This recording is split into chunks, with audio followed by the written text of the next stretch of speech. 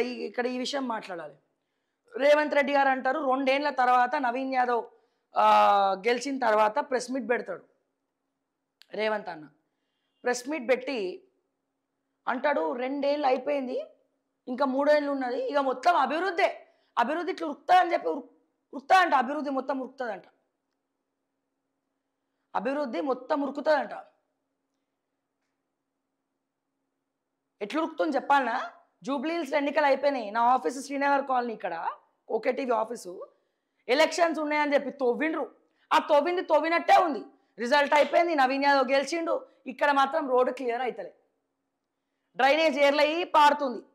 కావాలంటే వచ్చి మీ అభివృద్ధిని చూడండి. ఇక్కడ ఎలక్షన్స్ అయిపోయినాయి, అందరు రిలాక్స్ అయ్యిండ్రు. ఆ తవ్వింది ఓడు కూర్చాలి. ఇప్పుడు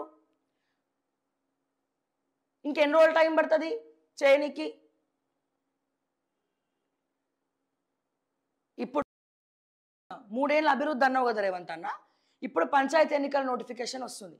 పంచాయతీ ఎన్నికలు అని చెప్పి మళ్ళీ తిరుగుతావు. ఎన్నికలు అని డప్పు కొడతారు. బై ఎలక్షన్స్ 10 స్థానాలు వస్తాయి. ఎన్నికలు, మళ్ళీ మున్సిపల్ ఎన్నికలు, కార్పొరేటర్ మున్సిపల్ ఎన్నికలు, ఇవన్నీ కూడా ఉంటాయి.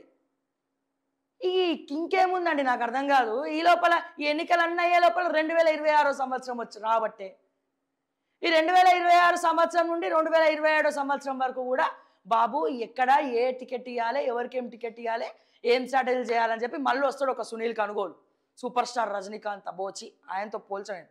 వచ్చి manifesto committee chairman Duddilla Sridhar Babu కూర్చొని కొంప ముంచుతారు తెలంగాణ. మళ్ళీ 6 గ్యారెంటీలు కాదు ఈసారి 12, 25 గ్యారెంటీలు అంటారు. 6 గ్యారెంటీలు కాదు రాబాయ్, 26 గ్యారెంటీలు ఇస్తామంటారు.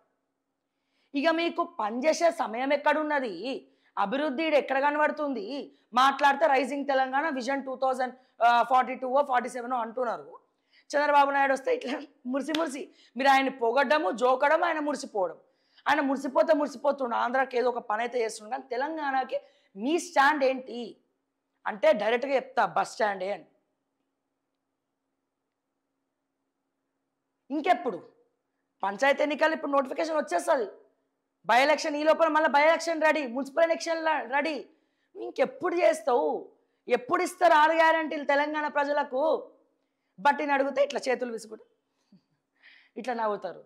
అంతే కదా సార్?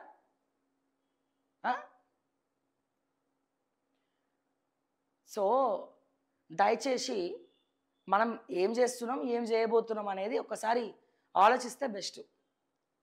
రాజకీయాలు చచ్చిపోయినాయి యాక్చువల్గా చెప్పాలంటే.